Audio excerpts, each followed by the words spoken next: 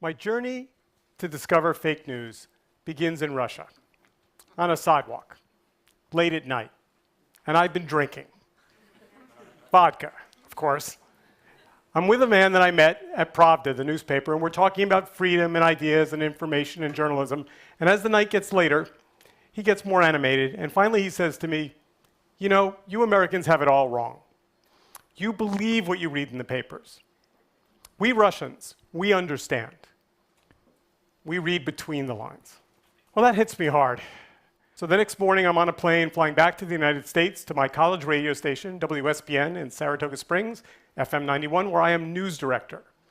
And I gather together my team and I say, "We've been doing it all wrong. We've been reading the news. We need to stop." And I walk over to the Associated Press wire service and I unplug it. Clickety-clack, clickety-clack. It grinds to a halt. And the newsroom is silent. One of my producers raises her hand and says, "But Steve, you've unplugged the truth machine." Indeed, I had. Flash forward to today. Information is relentless. It comes at us like a fire hose, overwhelming, and without context. So what's changed? Well, a number of things. Printing presses used to be these big, expensive devices. Now, we each have one. We pick it up at Best Buy for 99 bucks, free if you have a coupon. Television, the same thing. Big, expensive studios, trucks, devices. Only the rich could produce television. Now, my guess is that many of you are streaming live on Facebook right now. And finally, print. Used to require printing presses and physical devices, but now it lives in the sky above us in the cloud.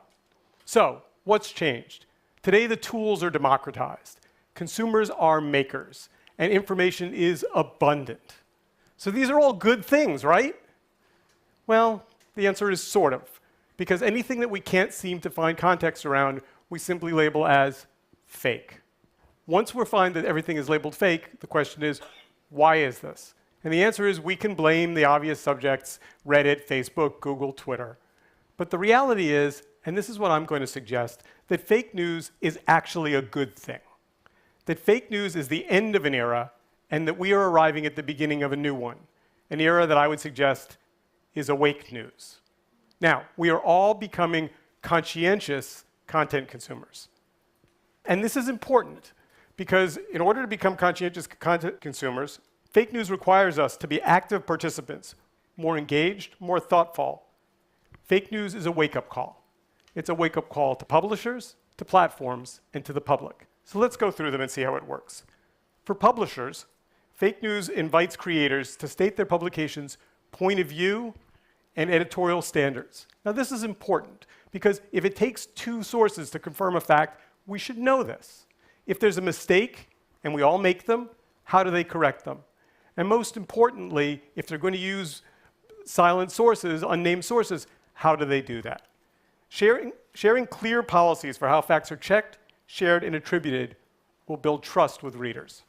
Second, platforms. They have a different problem. For platforms like Facebook and Google, awake news rewards platforms that provide sources and clarity, replacing invisible algorithmic robots with tools that consumers can control. Because at the end of the day, we all are going to have our own version of a personal filter bubble. The question is, do we control it, or do the robots control it? And then last, let's talk about the public. Awake News asks the readers to question the content they read and share, to be responsible creators and curators. So now let's face it, we've all done this, right? We've seen a headline, a salacious headline that we agreed with, and without going to Snopes to check and see if it's true, we've simply cut and pasted into Twitter or Facebook. But that's irresponsible, because at the end of the day, if we do that, what we're really doing is creating fake news of our own. So spreading bad information is no different than not washing your hands. A virus is a virus. Awake news consumers can stop fake news by exercising restraint and thoughtful social sharing. We all need to take responsibility for what we share. Otherwise, we're helping contribute to the misinformation that's feeding the fake news fire hose. So awake news is not a fantasy.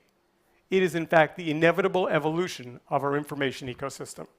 So let me show you what it feels like when you simply take a piece of information and irresponsibly share it.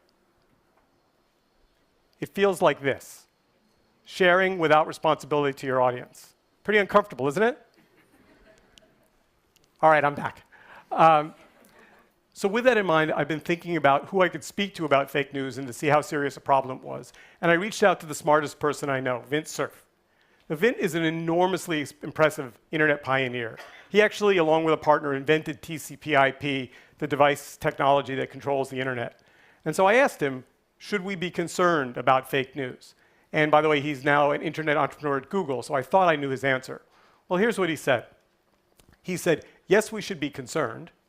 And he also said we should be concerned because at the end of the day, we need to use our smartest tools, not algorithms, but our brains to solve it. So flash forward, and I'm thinking about my Russian friend and his now prescient suggestion that we need to read between the lines.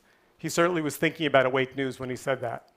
So welcome to the era of awake news. The truth is important.